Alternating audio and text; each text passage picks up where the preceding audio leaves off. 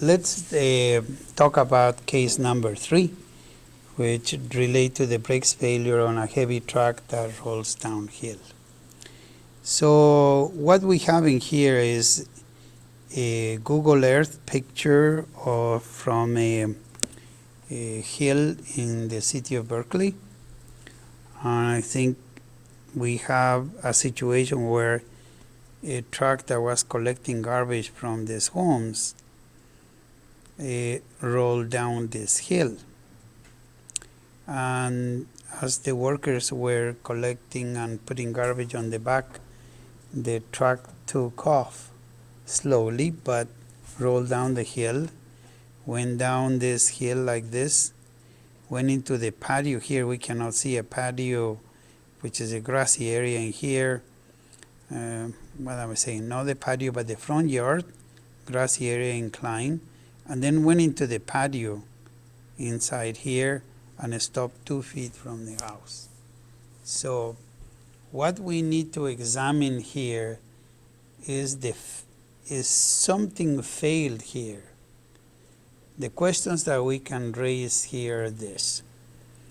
It is very obvious for those of us who are engineers that when a truck is on an incline, you have a component of the weight pushing it down.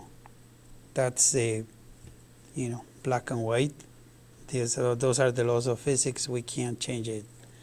The weight is straight down, but when the body is on an incline, then that weight is composed of a normal force to the surface plus a component that is in the direction of the hill, downhill. We'll see that in more detail. So in here we have a situation where we can see using Google Earth that the length of the distance from where the truck began to roll to the beginning of the yard is 88 feet. And then inside the front yard to the 2 feet in front of the house, another 58 feet. So if you add, you have 88 feet, then 29 feet occurs on the front yard, and then we have another distance here before this. So if we add 88 plus 59, we will get 88 plus this is 138 plus 146 meters, 46 feet. Yeah. So this would be the total distance that the truck rolled down. 146 is what we have. All right. Then we have, the question is, so I'm raising some questions here. What caused this truck to roll down the hill, and what caused the truck to stop 2 feet from the house? This is what we're working on. So we don't have a situation where the truck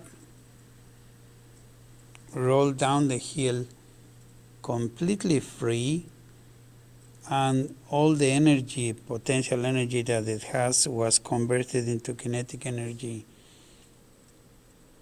Something had to cause this to be dissipated, because otherwise the house down there would have been totally destroyed.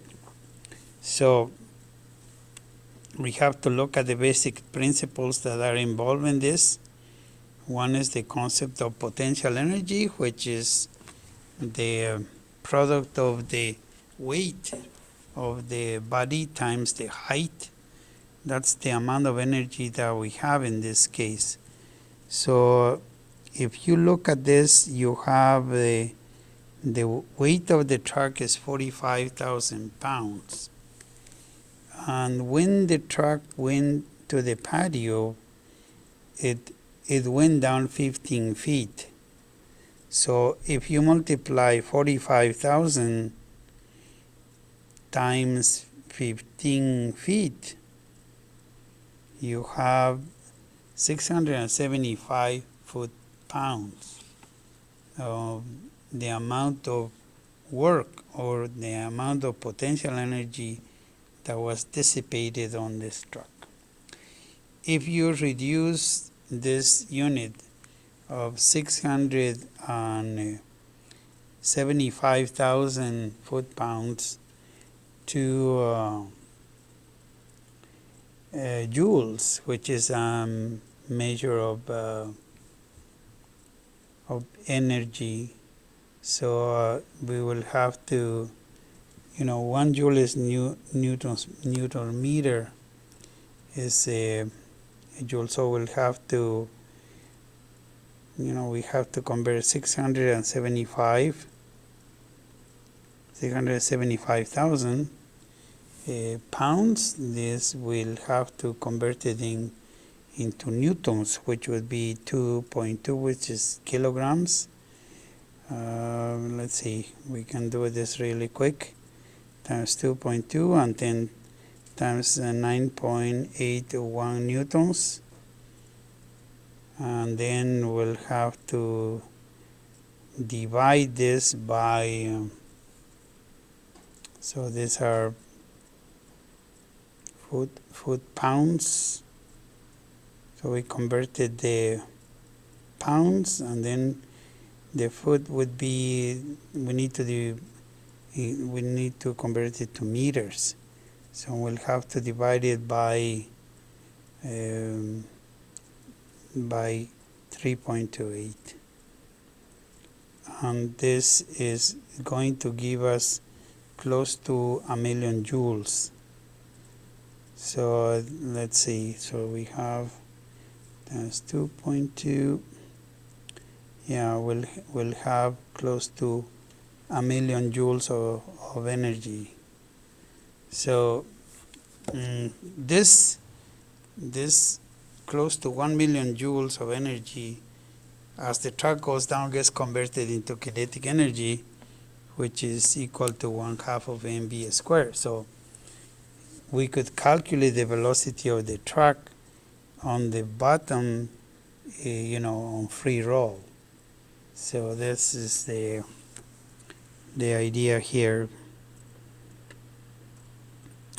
If you consider as it's going down, we measure the amount of potential energy that gets converted into kinetic energy. So that's the energy of motion. And in this case, we have to apply the principle of conservation of energy, which says that if this object is going downhill, this is from the Beer and Johnson textbook that we use in first course in dynamics for mechanical engineers. So you have the body over here, and then it goes down. So the work that this body does in going down is equal to this, the integral of the weight times the difference of the distance. But the principle, it says that the potential energy plus the kinetic energy at every location, the summation of both of those is equal to the initial and also equal to the final. So at any stage, the energy does not disappear, except that if we consider friction, then of course we would. But you use this principle applied here. So here we have the truck, and we have a situation where if you are on the incline and this weight is 45,000 pounds, and we measure this 8.5% incline. We took a leveling device, a smart level, and it tells us what the percentage grade is. If you make the calculations of the 8.5% grade is about 5-degree incline. Okay, so 5-degree incline, and in here you can see clearly this is the weight and this is the components of the weight, one normal force and then one parallel to the motion. So the one that is over here, this one, W sine of theta, is the force pushing the truck down. So if you multiply 45,000 times sine of 5 degrees, you're going to get, to be exact, 420 times the sine of 5 degrees, you get 3671 pounds. So think about this, 3,871 pounds are pushing the truck down. To be able to hold it uphill, we need another 3,875 pounds of force somehow pushing up the hill. Otherwise, this thing rolls down. So what we need to consider is that the friction force that is produced by the tires can also be calculated as mu, which is the coefficient of friction, times friction of each tire, times the weight applied on that tire. So that is the coefficient of friction times the weight. This would be the frictional force. And that frictional force is what we need to measure it against these components here. Okay. So close to 1 million joules of energy were released. So you have the truck over here, goes 88 feet down here, goes 29 here, drops a wall of 3 feet, and then comes here.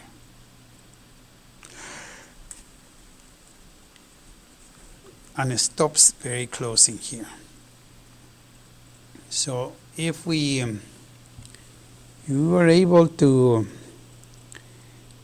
play this in here, the video here that we can have, we could take a look at this video,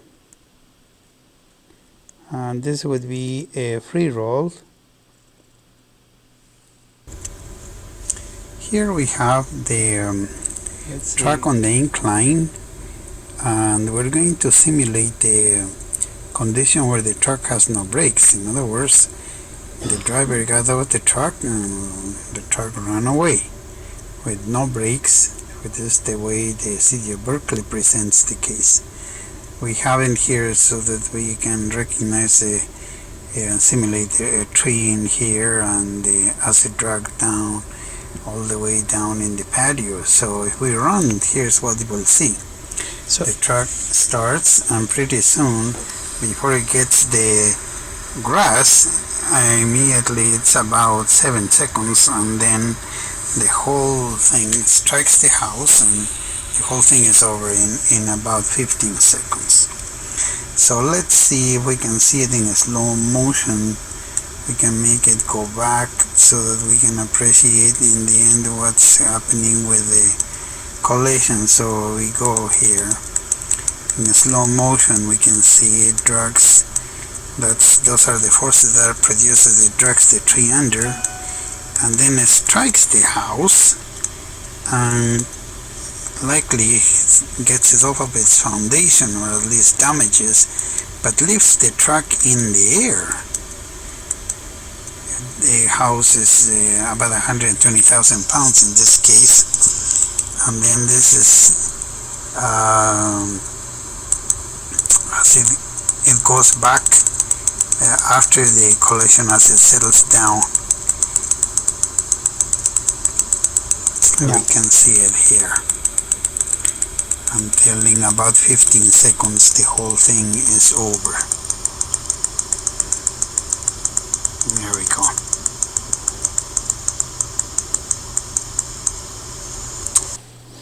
Okay, so we saw what happens with that video, and what we need to see is we need to investigate is to see what if there were no brakes, that would be the result.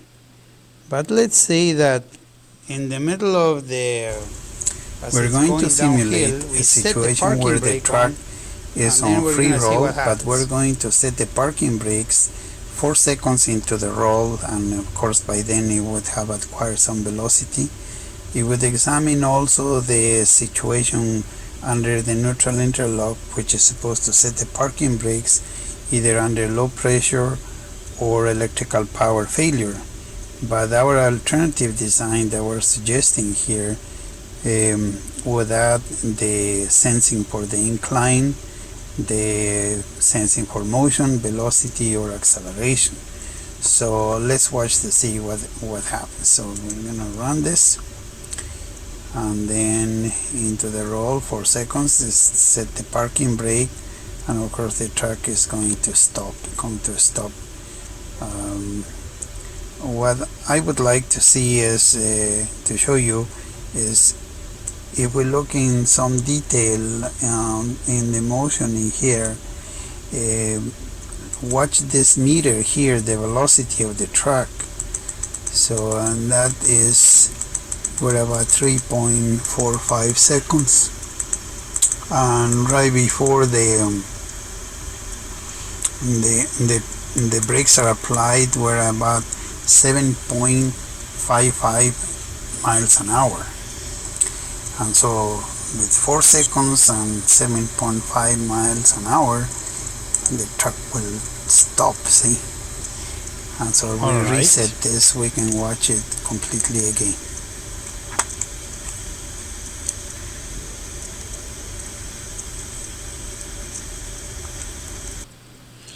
All right, so we are going to go back to our explanation here, and the question that we're raising here is, first of all, what caused the truck to roll down?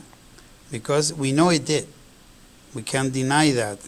What we have right now is to explain what happened. So they also what is follows logic is that we cannot say that the truck everything was totally normal, and that pressure on the braking system and everything else was okay. Because if that logic follows, the accident would not have happened. Something went wrong. So in order to be able to understand this, we say, okay, if we look at the forces that acted on this truck as it was downhill, we have concluded there is a component of this that is in the direction of the travel of the truck, and another component that is in the normal. So in this case, what we need to do is to explain how that potential energy that it had originally, how it got converted into kinetic energy. And when you have this conversion, then obviously the truck acquires a velocity. And we saw on this prior example that the velocity acquired on free roll was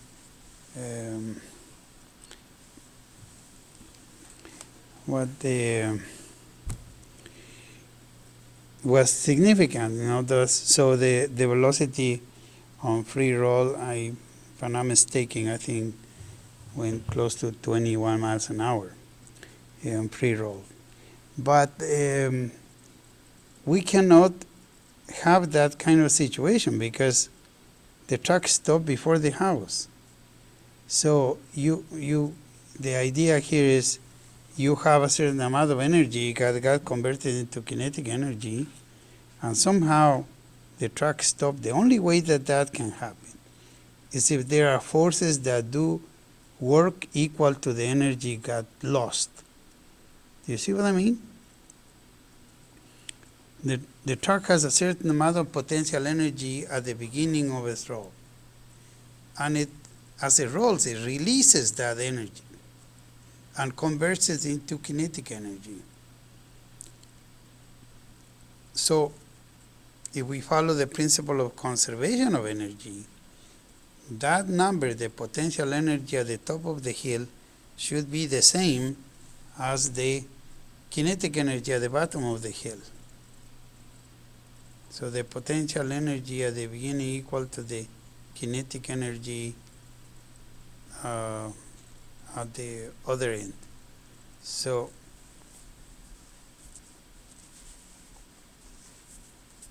something had to dissipate this energy. And so where are we going to go? We know that the truck driver put the system in and set the neutral interlock system on this. Neutral interlock system allows the garbage truck to set all the brakes, all 6 wheels, and also be able to operate the hydraulics on the back, without fearing that the truck is going to move.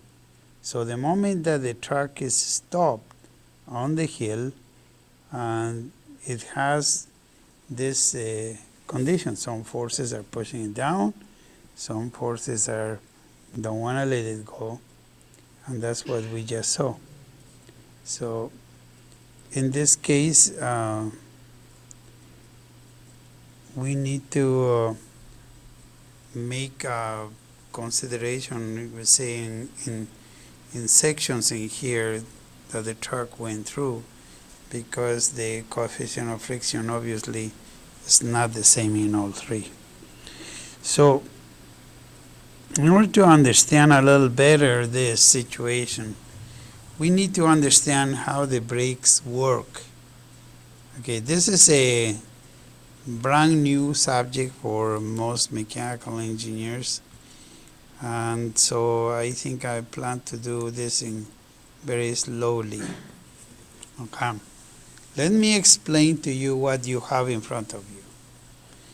You have in here, this is the front foundation brake, this is the drum brake, and this rear brake. These two are the same, or should be the same. I mean, I'm talking about the hub and the parts that go in there. Okay, so in here what we see is, you see here in gray, that's the rim of your car. So it's in here.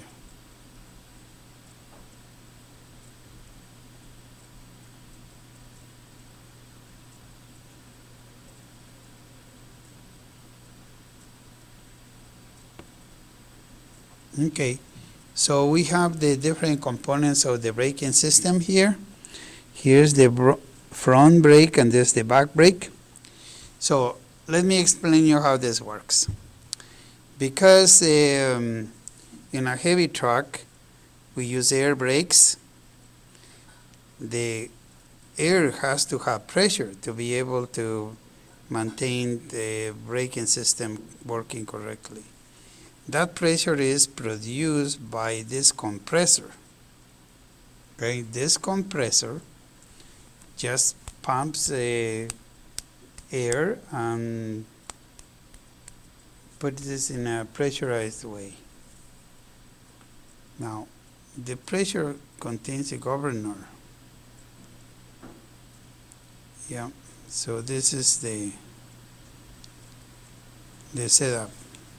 You have this in here. The pressure is produced by this governor. This is the storage tank, which is the reservoir. Okay, this reservoir has the pipe connected to the base of your brakes, and this box that receives that signal also sends two others, one to the front wheel and another one to the back wheel. Okay, and this line is connected to this foot here. So you have here. So depending on the position of the foot, you have more air this way or no air, or more air this way or no air on this one.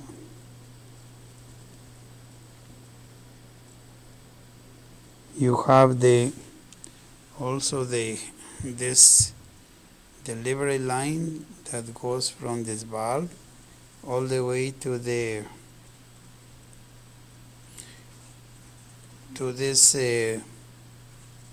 pressure regulator or pressure. This I would say this is the pressure on the line in there. So how does this thing work? I'm going to have to enlarge this a little bit more and explain. But basically what we have was the compressor, then we have the reservoir, which you stored hot air, and then we have here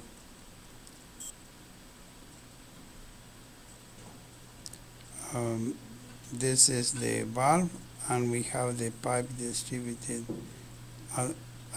front and on the back.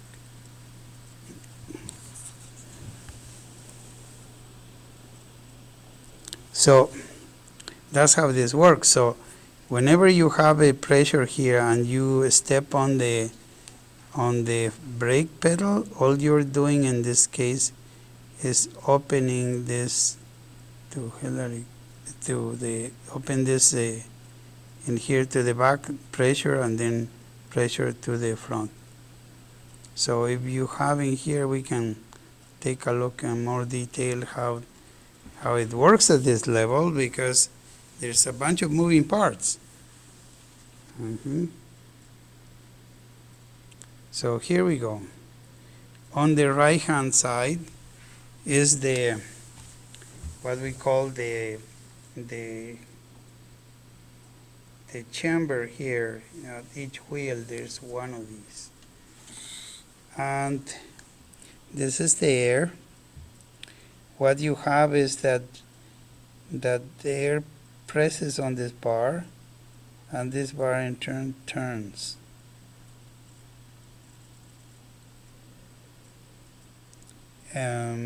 This bar pressures here and is going to turn this.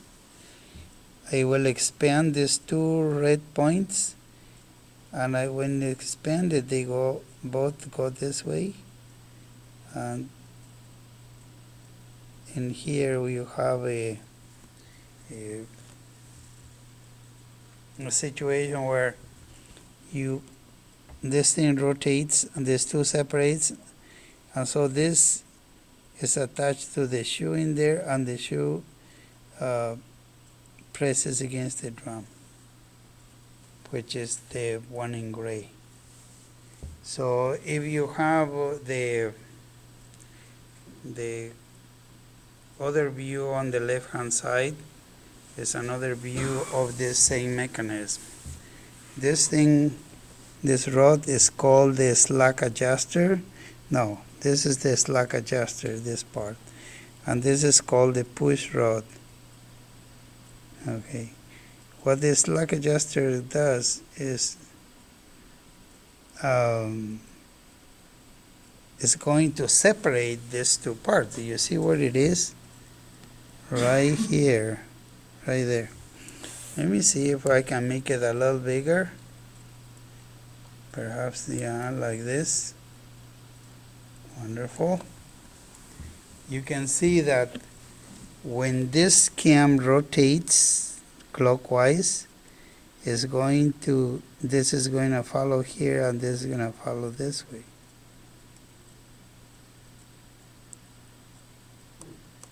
Okay. So if you turn this, then it expands these two shoes and create forces. But the shoes pivot on these points. Okay.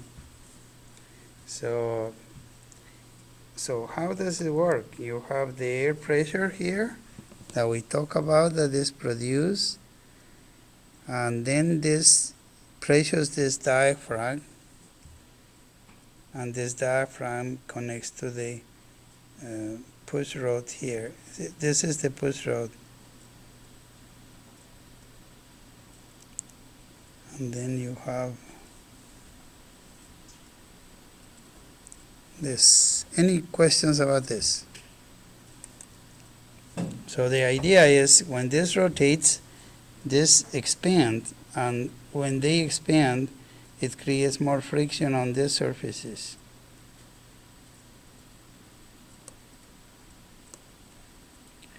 Okay, so that gives us an idea how internally this thing works. So the objective here would be, well, if we know how this works, can we actually enter or make a computer simulation model that would allow us to predict the behavior of this? The answer to that question is yes.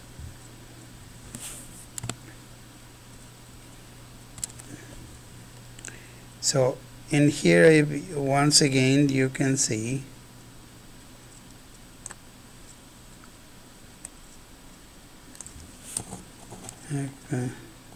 like this.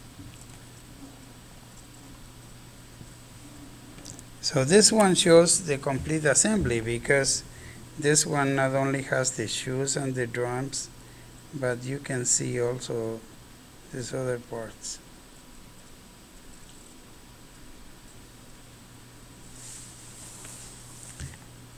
Okay, so the question is, can we tell whether the braking system actually works? Alright, this is when the brakes are applied, this is how the system looks like.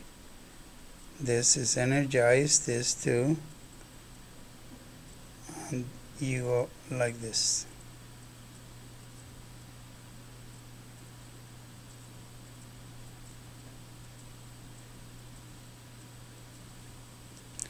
Okay, so if you have the brakes released, you see, then there's no pressure here,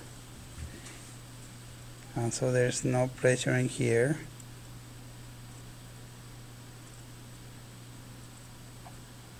Okay, right here we're going to complete the diagram a little more in detail. So this one is going to have two circuits, one for the front and one for the back, separate.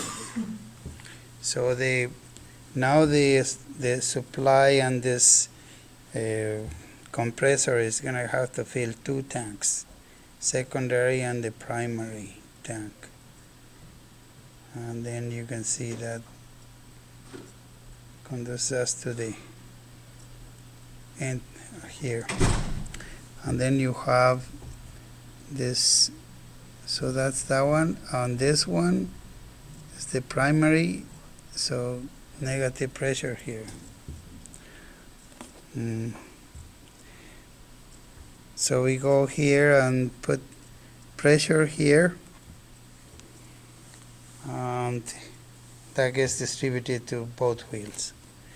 And if you put this, green is for this one, and then red is for the secondary, for the, yeah.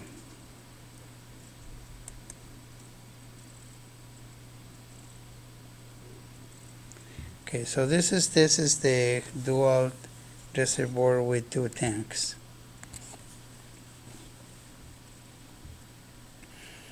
Now, let's take a look at inside the braking system.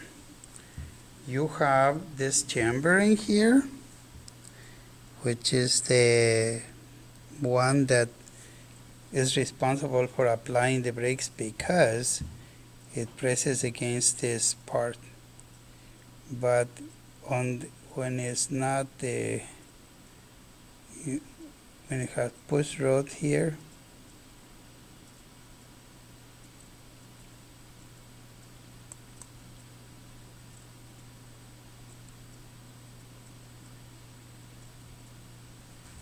Okay, so you have the chamber here, and on the back you have the spring brakes.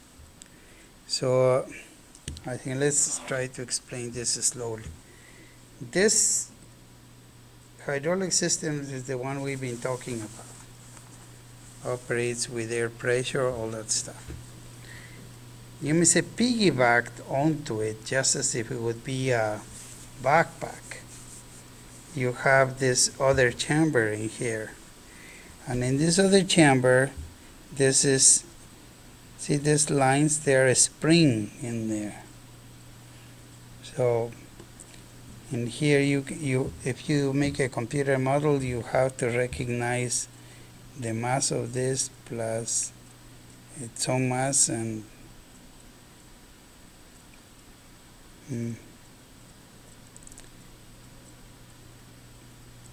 so you have this, you press in here, rotates this, and then the braking happens.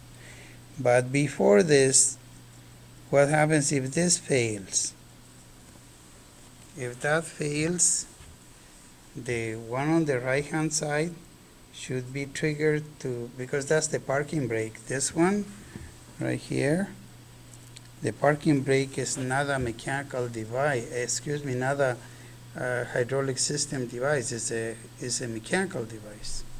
So that's why it is sort of like piggybacked onto the other, because it helps us set the parking brakes.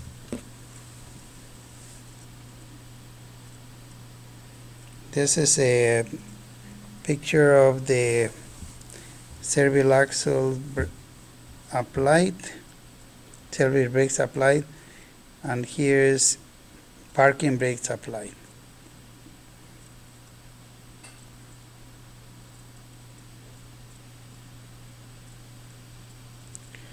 Yeah. So this is how this works. You have a chamber here, and then adjacent you have the air chamber, and then you have the spring chamber.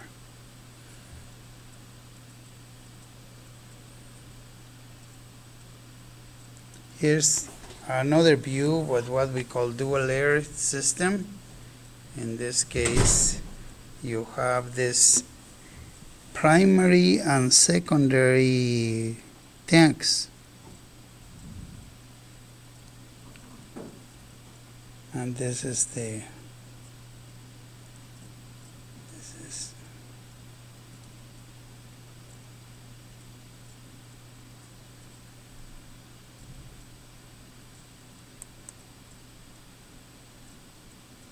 okay. So here we have a situation where you have this separate braking system for the parking brake in here. Yeah. And this thing is the parking brake control knob, is a knob on the dash of the truck. So when you pull it up, you set these brakes. When you push it down, you let it go. So little by little, let's think about how we could predict the failure of the truck by making a computer model of this. What I am thinking is that if you do that, we need to consider all the moving parts and the pressure. So this is the explanation so far for this problem. So the objective here is, with this device, with these elements, can we actually do a working model 2D model, maybe, or a bone graft model, or a 3D model of the truck plus all these components? That's the objective and the purpose of this presentation is to lay out what is out there. We have a truck with this problem. We have the basic configuration of the braking system. Now let's examine what actually happened. But in order to do that, we're going to have to build the simulation, build the truck, and put it in the conditions that we have. And that's what I envision that anybody who sees this video would be able to do.